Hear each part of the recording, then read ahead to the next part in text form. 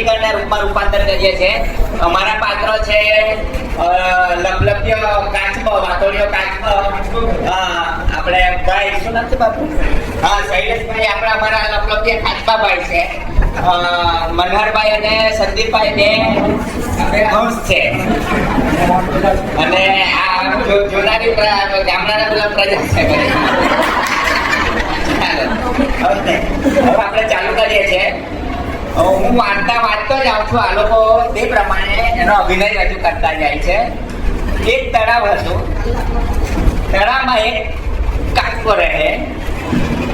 તેને બોલ બોલ કરવાની ટેવ. કોઈ ન મળે તો એકલો એકલો પણ બોલ્યા કરે.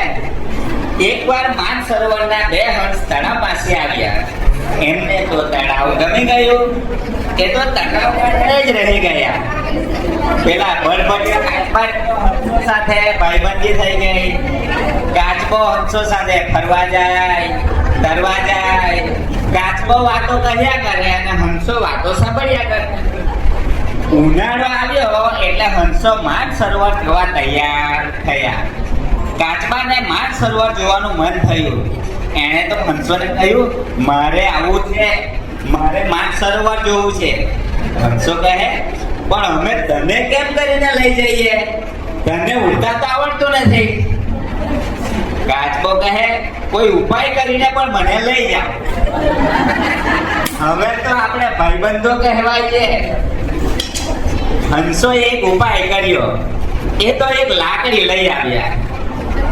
તેમણે લાકડીને બે છેડેથી ચાંચ વડે પકડી. કાચબાને મોઢા વચ્ચેથી લાકડી પકડાવી. સાથે એમણે શરત કરી કે એમણે કાચબાને કહ્યું કે તમારે બોલબોલ કરવાની ટેવને ભૂલવી પડશે. ખબરદાર જો મોઢું ખોલ્યું છે તો.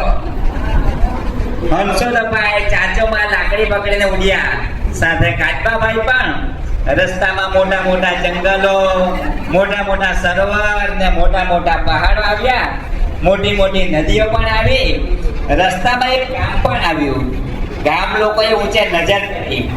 કાચબાભાઈને ઉડતા જોઈને હસવા લાગ્યા. કાચબાભાઈની નજર પડી. એમને થયું કે ગામ લોકોને કંઈક સંભળાવું. પણ જેવા કંઈક બોલવા ગયા એવી જ લાકડી તેના મોઢામાંથી છૂટી ગઈ અને તે જમીન પર પડ્યા.